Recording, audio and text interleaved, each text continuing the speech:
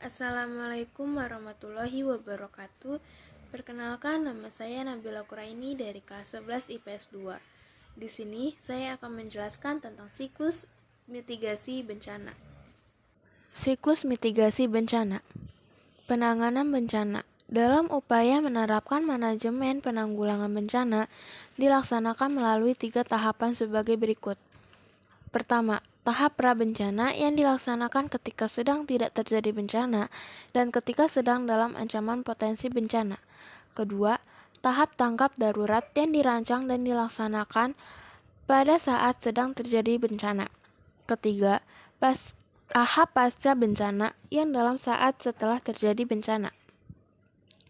Tahap pra-bencana. Tahap pencegahan dan mitigasi. Tahap pencegahan dan mitigasi bencana dilakukan untuk mengurangi serta menanggulangi resiko bencana. Rangkaian upaya yang dilakukan dapat berupa perbaikan dan modifikasi lingkungan fisik maupun penyadaran serta peningkatan kemampuan menghadapi ancaman bencana. Tahap kesiapsiagaan. Tahap kesiapsiagaan dilakukan menjelang sebuah bencana akan terjadi. Pada tahap ini, alam menunjukkan tanda atau signal bahwa bencana akan segera terjadi. Maka pada tahapan ini, seluruh elemen terutama masyarakat perlu memiliki kesiapan dan selalu siaga untuk menghadapi bencana tersebut. Kegiatan pada tahap kesiapsiagaan antara lain: pertama, menyusun rencana pengembangan sistem peringatan, pemeliharaan persediaan, dan pelatihan personil. Kedua, menyusun langkah-langkah pencarian dan penyelamatan serta rencana evakuasi untuk daerah yang mungkin menghadapi resiko dari bencana berulang. Ketiga, melakukan langkah-langkah kesiapan tersebut dilakukan sebelum peristiwa bencana terjadi dan ditujukan untuk meminimalkan korban jiwa, gangguan layanan, dan kerusakan saat bencana terjadi. Dan di sini ada tahap tanggapan darurat. Langkah pertama, menyelamatkan diri dan orang terdekat. Langkah kedua, jangan panik. Langkah ketiga, untuk bisa menyelamatkan orang lain, Anda harus dalam kondisi selamat.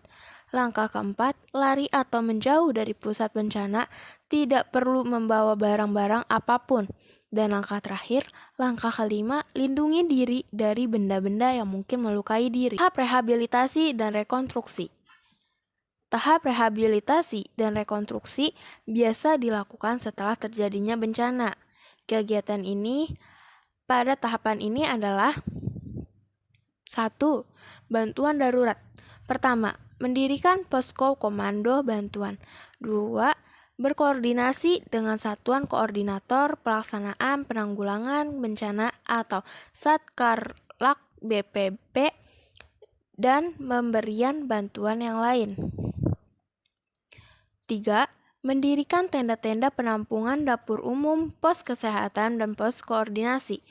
Keempat, mendistribusikan obat-obatan, bahan makanan, dan pakaian. Kelima, mencari dan menempatkan para korban di tenda atau pos pengungsian. Keenam, membantu petugas medis untuk pengobatan dan mengelompokkan korban. Ketujuh, mencari, mengevakuasi, dan makamkan korban meninggal. 2. Inventarisasi kerusakan.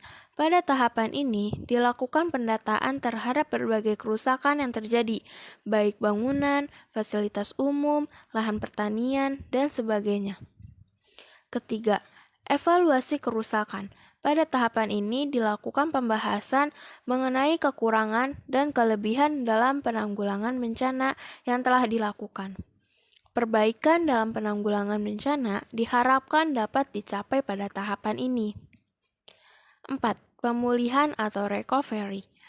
Pada tahapan ini dilakukan pemulihan atau mengembalikan kondisi lingkungan yang rusak atau kacau akibat bencana seperti pada mulanya. Pemulihan ini tidak hanya dilakukan pada lingkungan fisik saja, tetapi korban yang terkena bencana juga diberikan pemulihan baik secara fisik maupun mental.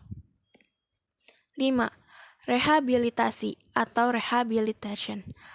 Pertama, mulai dirancang tata ruang daerah atau master plan, idealnya dengan memberi kepercayaan dan melibatkan seluruh komponen masyarakat, utamanya korban bencana.